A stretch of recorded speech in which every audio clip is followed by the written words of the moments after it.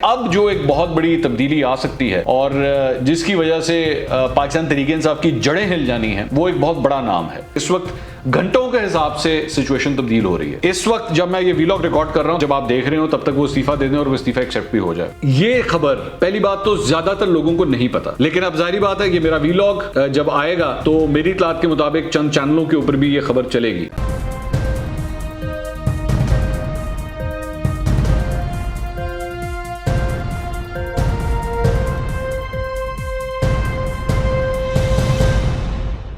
अस्सलाम वालेकुम नाज़रीन, मैं हूं मंसूर अली खान। अपने YouTube चैनल के ऊपर आपको खुशामदीद कहूँगा। सबसे पहले आपसे दरख्वास्त के चैनल को सब्सक्राइब करना मत भूलिएगा और बेल आइकन ज़रूर प्रेस कीजिएगा। नाज़रीन, जो खबर मैं आज अपने इस व्लॉग में शेयर करने चाह रहा हूँ, बड़ी एक्सक्लूसिव खबर है और मैंने मुख्तलिफ सोर्सेज से कन्फर्म करने के बाद ये खबर आपको देने का फ़ैसला किया है। आप जानते हैं कि पाकिस्तान तहरीक-ए-इंसाफ पिछले 3 साल से ही मुख्तलिफ किस्म की कॉन्ट्रोवर्सीज़ के अंदर जो है वो इन्वॉल्व रही है और सिर्फ और सिर्फ ये नहीं कि इनके ब्यूरोक्रेसी के अंदर चेंजेस करते रहे हैं ये, चाहे वो चेयरमैन FBR हों, चाहे IG पंजाब हों, सेक्रेटरी पंजाब हों। सेक्रेटरी पंजाब के बारे में भी अलबत्ता ये खबर मैं आपको अभी से बता दूं कि 6 महीने के बाद वहाँ पे भी एक नए सेक्रेटरी साहब जो हैं वो आने वाले हैं। मुझे उनका नाम भी पता है कि वो किसको लगाने लगे हैं, लेकिन वो फिर मैं आगे चल के आपको बताऊँगा। एनीवेज, लेकिन इसके साथ साथ ये तो चले ब्यूरोक्रेसी का मामला है ना, लेकिन अपनी पार्टी के अंदर भी जो है वो सब अच्छा नहीं है। वो किस तरह अच्छा नहीं है, मैं इसकी तफसीलात आपके साथ शेयर कर देता हूँ कि किस तरह अच्छा नहीं है। ये फेडरल के अंदर यानी कि सेंटर के अंदर तो कई मिनिस्टर्स को बार बार चेंज कर चुके हैं, चाहे वज़ीर ख़जाना हो, वज़ीर दाखिला हो, सबकी तब्दीलियाँ जो है वो होती रही हैं। लेकिन पंजाब के अंदर भी कई लोग जो हैं वो बार बार चेंज हो चुके हैं। लेकिन अब जो एक बहुत बड़ी तब्दीली आ सकती है और जिसकी वजह से पाकिस्तान तहरीक-ए-इंसाफ की जड़ें हिल जानी हैं, वो एक बहुत बड़ा नाम है। इससे पहले जो एक बहुत बड़ा नाम जो पार्टी से बिल्कुल साइडलाइन हो गया था, मेरा ख्याल में शायद इसके बाद ये एक दूसरा बड़ा नाम है जिसका साइडलाइन होना पार्टी के लिए काफ़ी प्रॉब्लम क्रिएट कर सकता है। जहांगीर तरीन साहब पहले गए और वो अपना ग्रुप लेके बिल्कुल अलग हो गए और उसके बाद इस वक्त आप समझ लें कि पाकिस्तान तहरीक-ए-इंसाफ की पंजाब हुकूमत जो है वो एक धागे के साथ इस वक्त लटकी हुई है, क्योंकि अगर जहांगीर तरीन के बंदे निकल गए बीच में से तो पाकिस्तान तहरीक-ए-इंसाफ जो है वो अपनी मेजॉरिटी साबित करना उसको मुश्किल हो जाएगा। दुआएं दें अभी तक मुस्लिम लीग नून को कि जिसने अभी तक इस किस्म की कोई मूव नहीं की, ना वो कर रहे हैं। वो क्यों नहीं कर रहे, ये एक बिल्कुल अलग डिबेट है, लेकिन हकीकत ये है कि इस वक्त पंजाब हुकूमत जो है वो बिल्कुल एक धागे से लटक रही है। अब मेरे पास जो खबर है जो मैं आपको देने लगा हूँ, वो कौन सा बड़ा नाम है जो अपना इस्तीफ़ा तैयार लिए बैठा है। वो इस्तीफ़ा देना चाहता है, उसका इस्तीफ़ा एक्सेप्ट नहीं किया जा रहा, उसे मना किया जा रहा है कि आप इस्तीफ़ा मत दें, लेकिन वो इनको छोड़ना चाहता है, इस काबीना को छोड़ना चाहता है, वो इस काबीना के साथ मज़ीद काम नहीं करना चाहता। वो हैं पंजाब के सीनियर वज़ीर अलीम खान साहब। मेरी इत्तला के मुताबिक अलीम खान साहब जो है वो काफ़ी हद तक अफसरदा हैं, वो काफ़ी हद तक समझते हैं कि उनके साथ ज़्यादती हुई है और वो अपना इस्तीफ़ा तैयार कर चुके हैं। इस सिलसिले में उनकी इमरान खान साहब से रिसेंटली एक मुलाकात भी हुई थी, जिसमें उन्होंने इमरान खान साहब को कहा कि जी मैं इस्तीफ़ा देना चाहता हूँ, प्लीज़ मेरा इस्तीफ़ा एक्सेप्ट कर लें। लेकिन उनको रोका गया कि अभी ठहर जाएं, अभी आप इस्तीफ़ा मत दें। तो अभी तक इसलिए ये खबर मीडिया के ऊपर नहीं आई। और इसकी एक दूसरी जो कड़ी है इस पूरी खबर की, वो ये है कि अलीम खान साहब जो हैं वो काबीना के इजलासों को भी अटेंड नहीं कर रहे। दूसरी बात ये कि अब मैंने कल एक व्लॉग इसमें किया था जिसमें मैंने आपसे कहा था कि अलीम खान साहब की तब्दीली भी हो सकती है। उसके अंदर जो मुझे मज़ीद चंद सोर्सेज से मुझे जो फ़ोन आए और मुझे जो कन्फर्म किया गया, वो जो तब्दीली की जो आवाज़ आई थी वो ये वजह थी कि अलीम खान साहब ख़ुद अब इस काबीना के साथ काम नहीं करना चाहते। अब ज़ाहिर बात है, दूसरी बात आप पूछना चाहेंगे कि क्यों नहीं करना चाहते। अब इसके हवाले से मेरे पास डिफरेंट वर्जन्स हैं, मैं वो सारे वर्जन्स आपके सामने रख देता हूँ। एक वर्जन उसमें यह है कि अलीम खान साहब ये समझते हैं कि उनके ख़िलाफ़ इसी दौरे हुकूमत के अंदर नैब की इंक्वायरी का आगाज़ किया गया, उसके बाद अलीम खान साहब ने इस्तीफ़ा दिया, उसके बाद अलीम खान साहब ने जो है उसके बाद वो रेफरेंस फ़ाइल होने के बाद मामला भी अभी चल रहा है, वो रेफरेंस अभी भी चल रहा है, उसके बाद दोबारा इनको वज़ीर बना दिया गया। अच्छा, इनको दोबारा वजीर जब बनाया गया था, ये तब वो मौका था जब जहांगीर तरीन साइडलाइन हुए थे और जहांगीर तरीन के साथ जो है वो इशू शुरू हुआ था। उस वक्त अलीम खान ने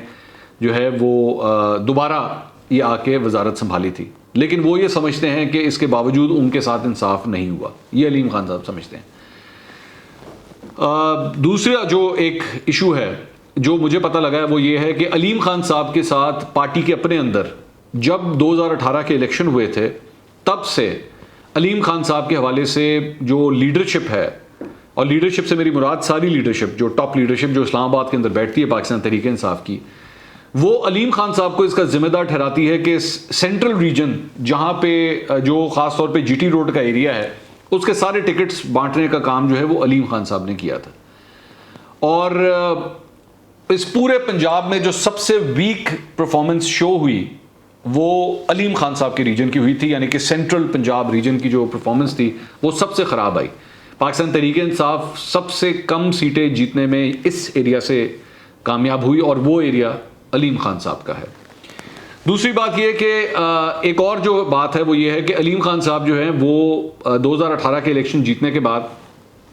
जाकर सीएम की कुर्सी पे बैठना चाहते थे, वो सीएम बनना चाहते थे,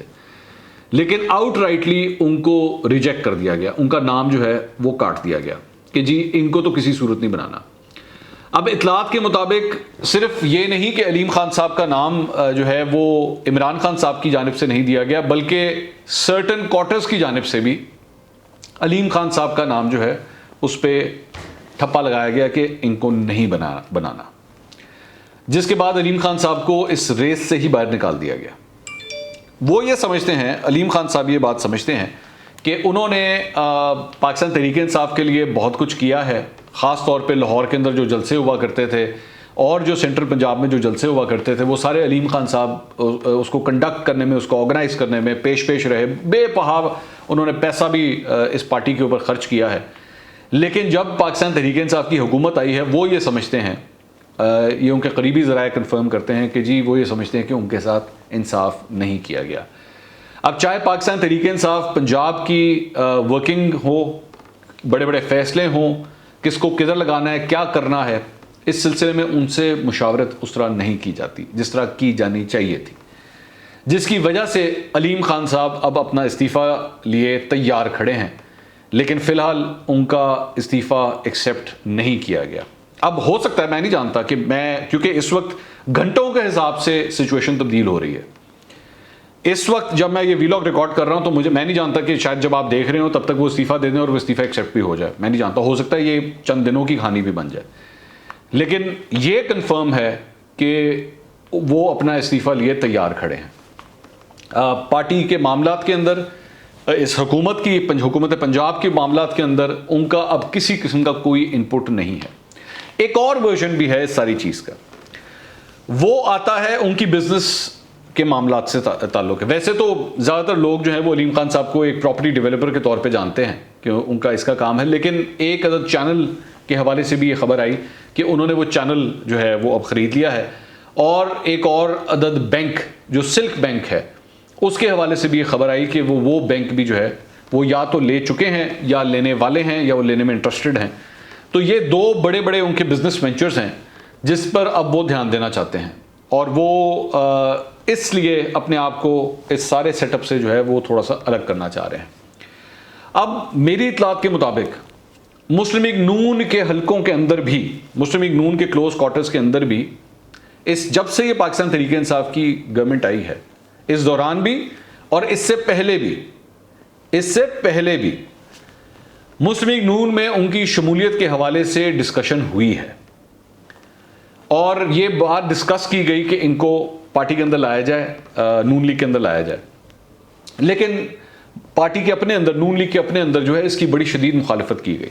कि अलीम खान साहब जो है वो इनको नून लीग में नहीं होना चाहिए, किसी सूरत इनको नहीं आना चाहिए, क्योंकि इन्होंने पाकिस्तान तहरीक इंसाफ के लिए जो कुछ किया है, और उसके बाद स्टेज के ऊपर खड़े होकर अपनी तकरीरों के दौरान जो कुछ शरीफ फैमिली और नून लीग के बारे में कहा है, तो किसी सूरत भी इनकी एंट्री नहीं हो सकती। तो इसलिए उसके ऊपर तो फिलहाल अब जब मैं ये वीलॉग रिकॉर्ड कर रहा हूँ तो कांटा लगा हुआ है, लेकिन ऑब्वियसली ये पॉलिटिक्स है, यहाँ कुछ नहीं पता लगता कब सब कुछ पलट जाए, इलेक्शंस कॉल हो जाए तो पता नहीं क्या हो जाए। लेकिन ये सूरत हाल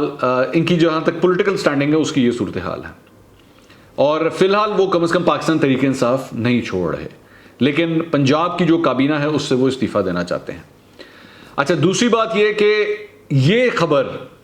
पहली बात तो ज़्यादातर लोगों को नहीं पता, इवन पाकिस्तान तहरीक इंसाफ के लोगों को जो second tier third tier leadership है उनको इस बात का नहीं पता। लेकिन अब जाहिर बात है कि मेरा वीलॉग जब आएगा तो मेरी इतलात के मुताबिक चंद चैनलों के ऊपर भी ये खबर चलेगी। उसके बाद जाहिर बात है कि जंगल की आग की तरह ये खबर फैलेगी, और तब लीडरशिप भी ये समझती है कि उससे मोराल बहुत डाउन होगा अगर अलीम खान साहब के इस्तीफ़े की बात जो है वो ये फैली। तो इस वजह से फ़िलहाल उनको रोका गया कि अभी आप ज़रा ठहर जाएं।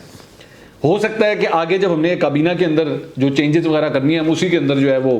कुछ उसमें चेंजेस कर दें, लेकिन अलीम खान साहब अपना जो एग्जिट चाहते हैं इस सारे मामले के अंदर, वो एक ऑनरेबल एग्जिट चाहते हैं। ये भी बड़ा इंपॉर्टेंट है,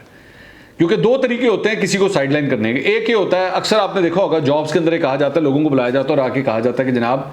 बात यह है कि हम आपको फारिग करना चाहते हैं, लेकिन उससे बेहतर यह है कि आप खुद ही इस्तीफ़ा दे दें। तो अक्सर जॉब्स के अंदर जो है लोग खुद ही इस्तीफ़ा दे देते हैं, एक ऑनरेबल एग्जिट हो जाता है। तो यहाँ पे भी अलीम खान साहब जो हैं वो ये नहीं चाहते ऑब्वियसली, और कोई भी फ्रैंकली स्पीकिंग कोई भी अगर एक सेटअप से अलग होना चाह रहा होगा तो वो कभी भी ये नहीं चाहेगा कि उसके साथ ये हो कि उसको जलील करके या उसके अगेंस्ट जो है वो इल्ज़ामात लगा के जो है उसको फारिग किया जाए। तो इस बार भी जो है वो ये चाहते हैं कि वो एग्जिट जो है वो एक ऑनरेबल तरीके से होना चाहिए। लेकिन जो लाहौर में पाकिस्तान तहरीक इंसाफ का सेटअप है वहाँ पे जब ये बात जाएगी, और ऑब्वियसली तो इस सारी वजह से बुनियादें ज़रूर हिलेंगी कि इतना बड़ा नाम जो है, जो एक सीनियर, क्योंकि एक ही सीनियर वज़ीर है पंजाब की काबीना में, एक ही सीनियर वज़ीर है, जब वो इस्तीफ़ा दे दे और इतना बड़ा नाम इस्तीफ़ा दे दे जिसकी पार्टी के लिए बड़ी एक एफिलिएशन है, बड़ा पुराना, वो और बात है कि वो पाकिस्तान तहरीक इंसाफ से पहले काफ लीग में थे, लेकिन उसके बाद वो ये दे दें। अच्छा, बाय द वे मैं आपको ये भी बता दूं कि बहुत से लोग पाकिस्तान तहरीक इंसाफ के अपने अंदर जो हैं वो ये बात समझते हैं, वो ये बात जानते हैं कि अगला इलेक्शन जो है वो पाकिस्तान तहरीक इंसाफ की टिकट पर लड़ना बहुत मुश्किल होगा। और मेरी खुद पाकिस्तान तहरीक इंसाफ के चंद लोगों से मेरी बात हुई है जिन्होंने खुद ये बात कही कि अगला अगर इलेक्शन हमने पीटीआई के टिकट के ऊपर, मैं ये सबकी बात नहीं कर रहा, ये मैं पहले क्लियर कर दूंगी, ये ना समझे कि मैं सबकी बात कर रहा हूँ, मैं चंद लोगों की बात कर रहा हूँ कि उन्होंने समझा है, उन्होंने सोचा है कि अगली दफ़ा हम बल्ले के निशान के ऊपर इलेक्शन नहीं लड़ सकते, क्योंकि अगर हमने इलेक्शन लड़ा तो हमें वोट नहीं पड़ेगा। तो वो भी अपने फ्यूचर के बारे में जो है अब चेकिंग कर रहे हैं कि हमने क्या करना है। एक और बात, अलीम खान अगर साइडलाइन होते हैं और उनका इस्तीफ़ा एक्सेप्ट कर लिया जाता है और ये एग्जिट जो है वो जिस तरीके से भी होता है, तो पंजाब के अंदर कौन पाकिस्तान तहरीक इंसाफ को लेके चलेगा, उसमें जहांगीर तरीन ऑलरेडी साइडलाइंड है, उसमें अलीम खान भी अगर साइड पे हो गए तो पीछे कौन से नाम रह जाते हैं। अगर आप उसको असेस करें, आपके पास पीछे गवर्नर पंजाब चौधरी सरवर रह जाते हैं जो प्रोमिनेंट नामों में से हैं, आपके पास मियां असलम इकबाल रह जाते हैं जो प्रोमिनेंट नामों में से हैं, उसके बाद मियां महमूदुर रशीद रह जाते हैं जो प्रोमिनेंट नामों में से हैं, और इसके साथ साथ शफकत महमूद साहब हैं जिनका लाहौर से ताल्लुक़ है जो प्रोमिनेंट नामों में से, ये नाम आपके सामने उसके बाद रह जाते हैं। और इसमें से अगर कोई, मेरे ख्याल में सबसे स्ट्रॉन्ग नाम अगर कोई है जो पीटीआई पंजाब को लीड कर सकता है तो वो शायद चौधरी सरवर साहब ही हैं, क्योंकि ऑब्वियसली वो सबसे बड़ा ओहदा इस वक्त उनके पास है गवर्नर पंजाब का। लेकिन ये पाकिस्तान तहरीक इंसाफ के लिए एक बहुत बड़ा झटका होगा अगर अलीम खान साहब का ये इस्तीफ़ा जब एक्सेप्ट होता है और वो साइड पे हो जाते हैं। अगली व्लॉग में दोबारा मुलाकात होगी। अल्लाह हाफ़िज़।